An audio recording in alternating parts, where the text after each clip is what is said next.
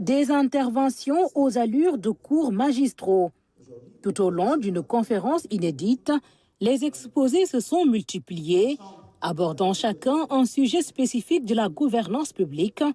C'était tout l'esprit de cette rencontre qui vise à jeter les bases d'une transformation positive de l'administration. Nous devrons réaliser cette transformation, la réaliser coûte que coûte, vaille que vaille. C'est ce qu'a indiqué ce matin le président de la République, dont l'allocution peut être perçue comme le discours sur le changement. Permettez-moi à présent de vous livrer celui sur la méthode de ce changement. Mais que devons-nous changer de prime abord? Ce que nous devons changer, c'est un système et accessoirement des structures et des procédures. Dans ce discours de la méthode, le Premier ministre expose deux façons de conduire un changement systémique, l'outil législatif et ou des concertations. Aucune n'ira finalement sans l'autre. C'est pourquoi notre méthode consistera en une combinaison des deux formules.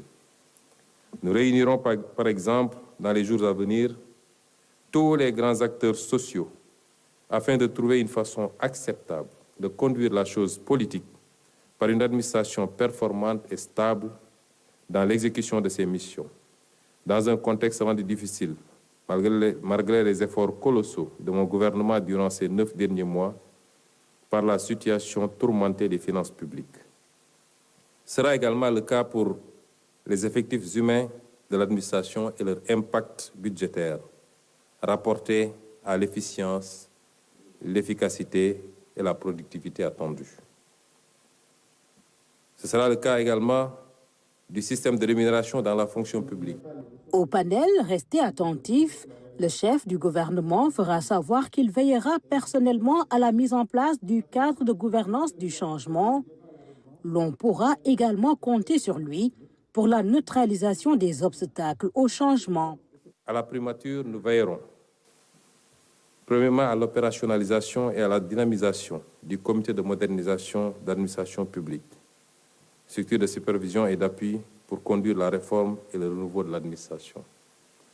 Deuxièmement, à la mise en place d'une structure chargée de coordonner et de suivre la mise en œuvre des projets avec des objectifs clairs, des indicateurs d'effet et des indicateurs d'impact précis. Aucune réticence ou entrave à la volonté politique exprimée par le détenteur du suffrage et chef de l'administration ne peut et ne sera tolérée, excepté les cas où il s'agit de s'ériger contre les ordres manifestement illégaux ou de lancer des alertes contre des pratiques en conflit avec la transparence et la déontologie, ce que nous encourageons fortement.